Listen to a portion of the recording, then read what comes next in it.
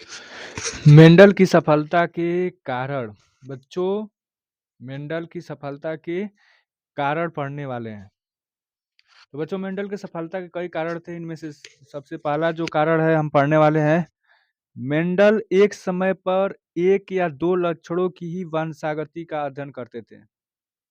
Mendel एक समय पर 1 या 2 लक्षणों का ही, जैसे अगर उन्हें प्लांट की अगर लक्षणों का अध्ययन करना है तो एक समय में सिर्फ एक ही बार, जैसे अगर एक ही लक्षण, जैसे हाइट का अध्ययन करना था तो सिर्फ वो हाइट का ही करते थे। बाकी के जो 6 लक्षण होते हैं उनका वो अध्ययन नहीं करते थे। ठीक है ना?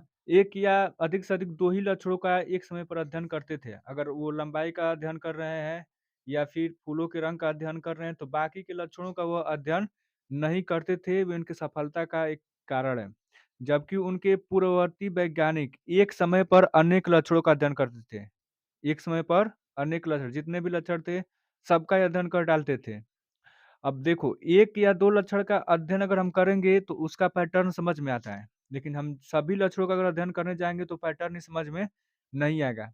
तो यही वजह है कि जब मेंडल 1 या 2 लक्षणों का अध्ययन करते थे और उन्हीं उनसे पहले जितने भी वैज्ञानिक थे वो एक से ज़्यादा अनेक लक्षणों का अध्ययन करते थे, तो मेंडल क्या हो गए, मेंडल पैटर्न समझ जाते थे कि हाँ, ये अगली पीढ़ी में ये होने वाला है, अगली पीढ़ी में ये होने वाला है, अगली पीढ़ी में जो पौधा होगा, बौना होगा या फिर लंबा होगा, वो समझ जाते थे, वो उसका पैटर्न जान जाते थे।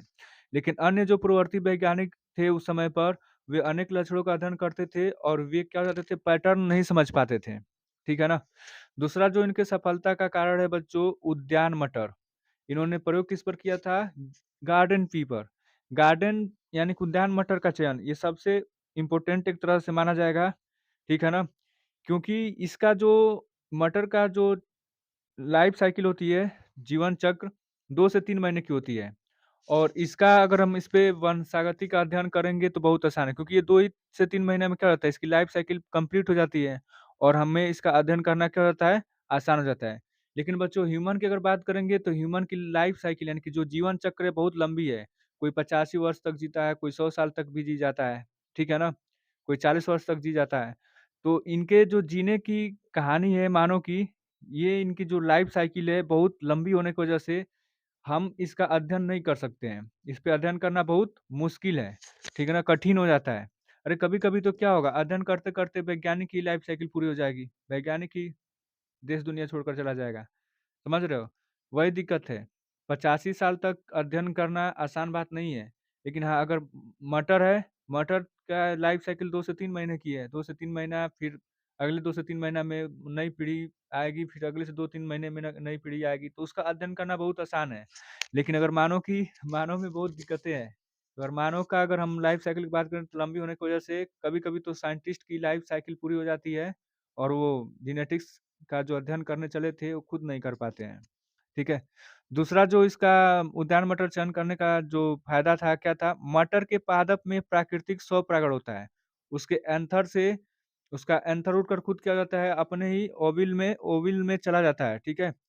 और थर्ड है जो इसका चयन करने का लाभ, कृत्रिम रूप से परागण भी करवाया जा सकता है। एक पौधे से दूसरे पौधे पर भी क्या कराया जा सकता है, कृत्रिम रूप से परागण भी करवाया जा सकता है। इसमें कई बिपर्यासी विशेषक कॉन्ट्रास्टिन ट्रेट होते हैं। बिपर्यासी विशेषक का मतलब होता है बच्चों कॉन्ट्रास्टिन ट्रेट। इसका क्या मतलब है? तो कॉन्ट्रास्टिन ट्रेट का मतलब होता है कि डिफरेंशिएट कर लेना, आसानी से अंतर बता पाना, ठीक है ना? आसानी से, जैसे लक्षणों में जो लक्षण होते हैं या जो ट्रेट होते हैं, सॉरी लक्षण नहीं ट्रेट, जो ट्रेट होते हैं उनमें हम आसानी से क्या कर पाएँ? अंतर बता पाएँ, उसी को हम लोग बोलते हैं बिपर्यासी विशेषक। आसानी से अंतर अंतर दिखाया जा सके। जैसे अगर हम बात करेंगे बच्चों, लंबा पौधा और बौना पौधा, तो ये क्या है? ट्रेट है, लंबा और बौना। तो लंबे और बौने को हम आसानी से बता सकते हैं कि हाँ, ये वाला लंबा है और ये वाला क्या है? बौना है। तो मटर के पौधे को चयन करने का एक ये भी एक लाभ था कि इसमें हम क्या कर सकते हैं, जो लक्षण होते हैं उनका उनमें आसानी से हम लोग अंतर बता सकते हैं। कलर भी बता सकते हैं कि इस वाले जो बीज है इसका कलर ऐसा है, इसका कलर ऐसा है। तीसरा इसका लाभ है, मटर के पादप को आसानी से उगाया जा सकता है। इसको जहाँ चाहे, ठीक है ना, अपने गार्डन में चाहे खेत में कहीं भी हम इसको क्या कर सकते हैं, कभी भी आसानी से उगा सकते हैं। और इसका जो नेक्स्ट लाभ है, मटर के बीज आकार में बड़े होते हैं, ठीक है। और जो इसका मेंडल की सफलता का जो तीसरा कारण है बच्चों, उसमें लिखा गया है मेंडल ने गुणात्मक लक्षणों, क्वालिटेटिव कैरेक्टर, ठीक है ना, कि वंशागति का मात्रात्मक विश्लेषण किया था। इसका आसान भाषा में बोले बच्चों, तो उसने लक्षणों का सिर्फ एक ही पादप पे अध्ययन नहीं किया था। कोई भी लक्षण, जैसे अगर ऊंचाई का लक्षण है, सिर्फ एक ही पादप में नहीं किया था। वो बहुत संख्या में, ठीक है ना, बहुत विशाल संख्या में क्या किया था, अलग-अलग पादपों पे एक ही लक्षण का या एक से अधिक लक्षणों का क्या किया था, अध्ययन किया था। सिर्फ एक पादप में उसने अध्ययन करके, ठीक है ना, अध्ययन करके वो अपना निष्कर्ष नहीं निकाला था, विश्लेषण नहीं दिया था। उसने क्या किया था?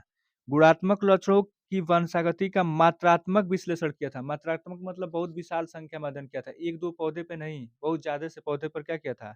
अध्ययन किया था। उनके प्रयोगों में नमूनों की संख्या, नमूने मतलब सैंपल, सैंपल की संख्या विशाल होती थी। जो भी सैंपल होता था, 1-2 सैंपल नहीं होता था। बहुत ज़्यादा सैंपल लेते थे और उसपे विश्लेषण करते थे। मेंडल अपने निष्कर्षों का सांख्यिकी विश्लेषण किया करता था।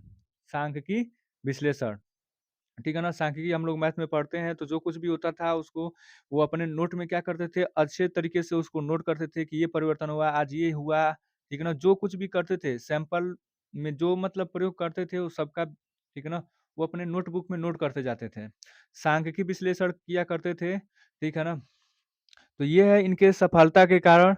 बच्चों, अगर पूछा जाए कि क्या मैथ, जो मैथमेटिक्स यूज़ किया था, इनकी सफलता का कारण है? नहीं बच्चों, सफलता का नहीं, इनके छिपे रहने का कारण है, इनके प्रयोगों के छिपे रहने का कारण है। लेकिन सांख्यिकी विश्लेषण की बात करेंगे तो ये इनके सफलता के कारण में आ जाएगी।